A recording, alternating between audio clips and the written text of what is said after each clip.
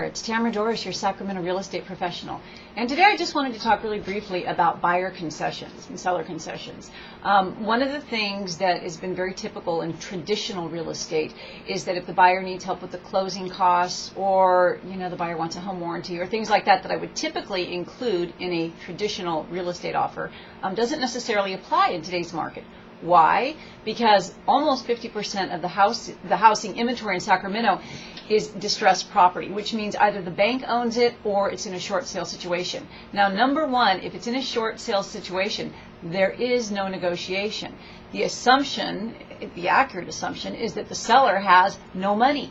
So that's why the seller is selling in a short sale. Therefore, whether I'm representing a short seller or I'm making an offer on a short sale listing, we can't ask for anything from the seller because they have nothing to give.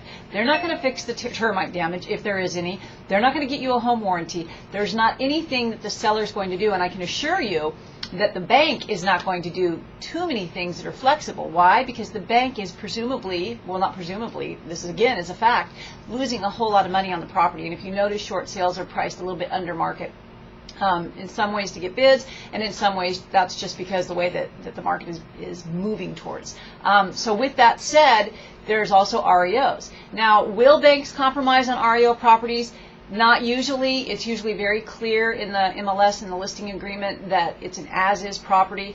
The bank just wants to liquidate and turn it into cash and doesn't want to deal with, fixing this and fixing that. There are banks, there are some great banks, thank you, Wachovia, who actually go in and fix things up and do the trash out and make it just look fabulous. And there are other banks who, they don't care if there's 5 feet of black mold. It's an as-is property. You will sign the waivers. So I'm saying this because if you're a buyer and you're making an offer on a property, you don't have the same leeway to ask for things from the seller, because in these cases the seller more or less is a bank and they're just not really that willing to negotiate. Terms are important. The better your offer is, as far as whether you have a conventional loan or cash, those things you have more wiggle room. If it's an FHA loan, not so much. So keep that in mind as you're out looking at properties. I don't care if it's in Sacramento or Saratoga Springs.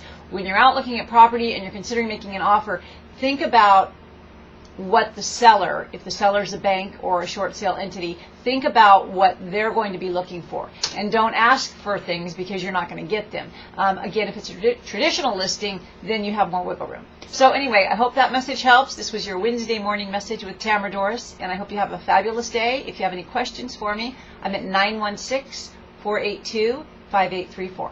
Bye-bye for now.